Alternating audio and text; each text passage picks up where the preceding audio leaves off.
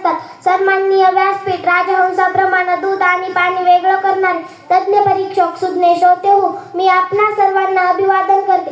आपण ज्या मातीत जन्माला आलो त्याच मातीत मुक्या जनावरांना पाणी पाजणारे संत नामदेव महाराज याच मातीतले. वृक्षवल्लींना सगळे सोयरे म्हणून रंजल्या गाल्ल्यांना आपलं म्हणणारे संत तुकाराम महाराज याच मातीतले. सतत स्वच्छतेचे धडे देणारे संत गाडगे बाबा देखील याच मातीतले. ज्या थोर महात्म्यांनी ही विदारक सत्य जाणलं, त्यांनी लोकांना एकत्र करून पटवून दिलं की माणसाच्या जाती अनेक असल्या तरी मानव धर्म हा एकमेव धर्म आहे. आणि याचीच प्रथा पुढे चालवत असताना संत बहिणाबाई माणसातील स्वार्थी आणि लोभसपणा पाहून म्हणतात, मानसा मानसा तुझी नियत रे बेकार, मानसा मानसा तुझी नियत रे बेकार, तुझ्याहूनही बरं गोटे तल जनावर. याच बहिणाबाईच्या काव्य पंगतीचा संदर्भ घेऊन मी कुमारी शिवण्या वैजनाथ अन्वे आपणासमोर विषय मांडते. मानसा मानसा कधी होशील माणूस. मंडळी, जगणं इतकं सुंदर आहे, अनुभव तुम्हाला येत जाईल. प्रयत्न करायला विसरू नका, मार्ग तुम्हाला सापडत जाईल. जीवन एक रंगभूमी, जीवन म्हणजे 2 घडी चढाव, जीवन म्हणजे संघर्ष. जीवनाच्या अशा कितीतरी व्याख्या थोर पुरुषांनी मांडली. जीवन हा अनुभव प्रवाह आहे. प्रत्येक व्यक्तीचे जीवनाविषयीचे मत त्याच्या अनुभवांवर अवलंबून असते. जीवन हा ऊन सावलीचा खेळ आहे.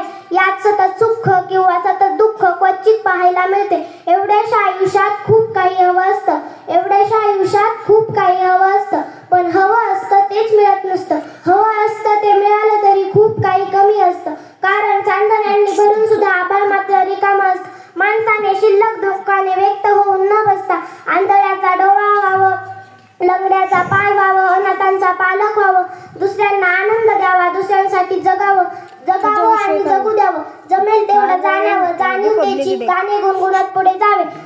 माणसाकडे आचारशक्ती आहे, विचारशक्ती आहे, सद्बुद्धी आहे. एखाद्या आजाराप्रमाणे जीवनात प्रवेश करणार खोटारडेपणाला निपटून साधे व सरळ जीवन जगण्याचा प्रयत्न केला तर सत्यम शिवम सुंदरम हे जीवन ब्रह्मांचे रूप आपण सतत अनुभवत राहू शकतो. माणूस राग जितक्या सहजतेने व्यक्त करू शकला तितक्या सहजतेने प्रेमही व्यक्त करू शकला असता तर जगण्याला किती मजा आली असती ना.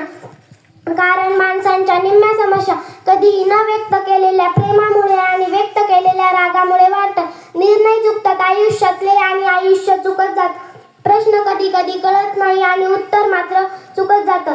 सोडवताना वाटतं सुटत गेला गुंता, पण प्रत्येक वेळी वेगळीच गाठ पडून जाते. दाखवणाऱ्याला वाट माहीत नसते, चालणाऱ्याचं ध्येय मात्र हरपून जातं. वाटतात तितक्या सोप्या नसतात काही गोष्टी. तर असे मित्र बनवा ज्यात स्वार्थ असणार नाही, असे प्रेम करा ज्यात स्वार्थ असणार नाही, असे हृदय बनवा ज्याला तडा जाणार नाही, असे हास्य करा ज्यात रहस्य असणार नाही, असा स्पर्श करा ज्याने जखम होणार नाही, आणि असे लोक बनवा जे वेळेला तुमची सावली आणि तुमचा आरसा बनवून राहतील. कारण सावली कधी साथ सोडत नाही आणि आरसा कधी खोटं बोलत नाही. हे बोलताना व पुकाळे म्हणतात. कोणी कसं दिसावं यापेक्षा कोणी कसं असावं याला महत्त्व आहे. हेही शक्य नसेल तर कोणी कसं नसावं याला तरी नक्कीच महत्त्व आहे. स्वप्न पूर्ण झाली नाहीत म्हणून रडायचं नसतं, रंग उडाले म्हणून चित्र फाडायचं नसतं. फक्त लक्षात ठेवायचं असतं सगळंच काही आपलं नसतं. आपल्या दुःखात दुसऱ्याचं सुख असतं. सगळ्याच गोष्टी माणसाला मिळत नसतात. हे बोलताना सुरेश भटांनी छान उत्तर दिले.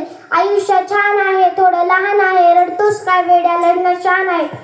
दृष्ट माणसांच्या दृष्ट कृत्यांची फळे हे नेहमी सज्जन माणसांनाच भोगावी लागतात. अनुभव हे काय हे आपण आजच अनुभवत आहोत. मनुष्य जन्म हा केवळ योग्य आणि योग्य कर्म करण्यासाठीच असतो.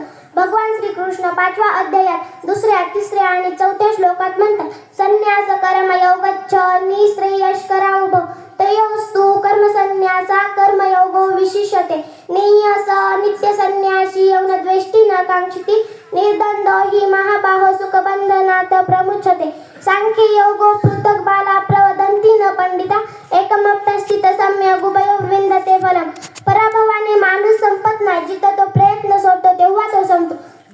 त्यामुळे संकटाच्या वेळी प्रत्येक वेळी स्वतःला सांगत राहा, शर्यत अजून संपलेली नाही, कारण मी अजून जिंकलेले नाही. चुले आसमान जमीन की तलाश ना कर, जिले जिंदगी खुशी की तलाश ना, तकदीर बदल जाए खुद है मेरे दोस्त, मुस्कुराना सीख ले वजह की तलाश ना, मशहूर होना लेकिन मगरूर मत होना, चुले कदम कामयाबी के अपनों से कभी दूर मत होना. जिंदगी में खूब मिल जाएगी दौलत और शौहरत, लेकिन अपने आखिर अपने होते ही कभी भूल मत जाना. आपण स्वीकारली त्याबद्दल पुन्हा एकदा धन्यवाद देते. व्यासपीठाची रजा घेते. जय हिंद, जय